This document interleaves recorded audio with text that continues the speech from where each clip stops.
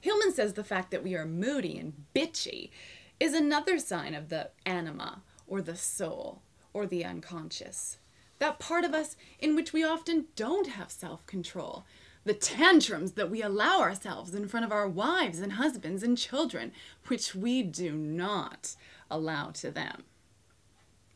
In emotion, we get the awareness that we are not alone in ourselves, not in control over all of ourselves, that there is another person who also has something, often a great deal, to say about our behavior. Now, all you Christians and goody-goodies out there, and I'm talking to you too, Roberta, you guys are probably thinking, well, what is this wingy, whacked-out wench on TV trying to say? That we should just all let this uncivilized, beastly part of our personalities just like pop out and start having sex freely and just forget about our commitments and obligations, engage in road rage and start getting all animal with the anima? You love my whisper, but did you hear me scream at the top of my lungs? Oh. No, I'm not saying that at all. But let's face it, the world's a circus and we are a freak show.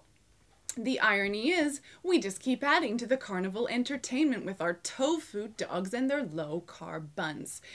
We have got to start admitting that there is a lady with 11 toes inside of us that is sick and tired of wearing one-size-fits-all cotton wool blend socks. Thomas More poses a very intriguing question in his book, Dark Nights of the Soul. Imagine what you would be like if you allowed yourself the full range of your eccentricity. And this might refer also to that person in you that's full of a whole range of complexes and insecurities. I remember a mentor of mine about 5 years back who was saying he went out with one of his friends to the cafe, and he had to excuse himself early from the cafe because he was going to visit his mother.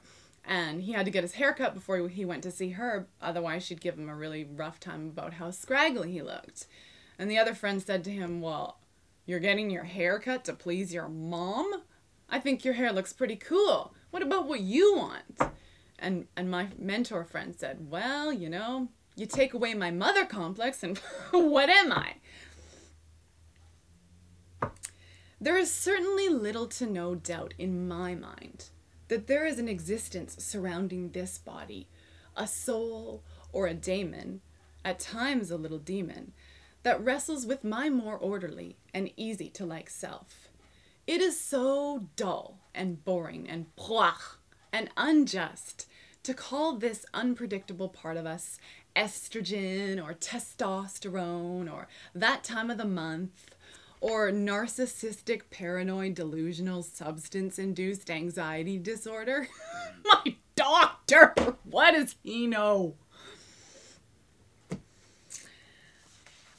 Okay, we have to start looking at our imbalances and our instabilities and whatever exactly those are as much deeper qualities. Maybe as necessary downfalls to being less flaky people, or as nudges and pushes in the directions of our callings.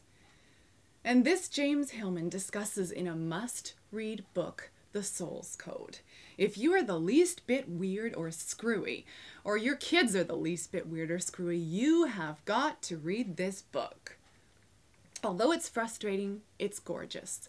Our destinies demand so much out of us, but they are the only thing that truly makes life worth living.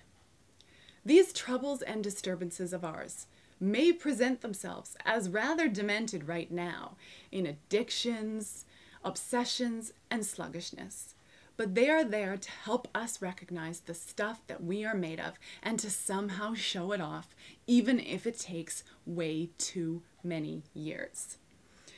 Our souls must really get a kick over the drug and drunken love triangle crazy ways our souls attempt to enter the darkness and the truth. Because really, society is in denial.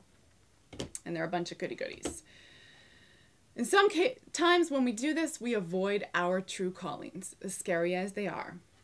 Or how about how we try to avoid the inevitable downness of life with our pill popping and our reputation saving?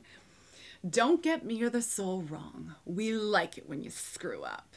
And maybe every so often, a little alcohol and a whole lot of craziness serve your soul better than a hot bath and Enya tunes. Who can say where the road goes, where the day flows? Only wine. But don't drink and drive. Now, here is your soul singing about the tough time it has affecting you. And this is not just some guy trying to get into your pants and elsewhere.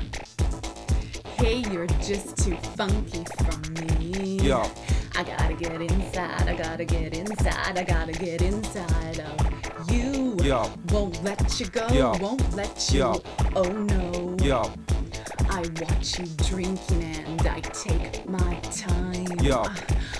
I watch you drinking all that cheap red wine. Yo. Oh, I've got to see you naked, Yo. baby. I'd like to think that sometime, maybe Yo. tonight, my goal's in sight. Yo. Baby, baby, baby, why do you do this to me? Yo. I've got to know, won't let you go. Yo. Yo. You're such a, yeah. Yo. Yo. Getting rid of our anxieties and our sadness and our yearnings with pills and paranoid plop shit fizz advice could mean the loss of our important and crucial parts. Only you can know if another's words ring true for you.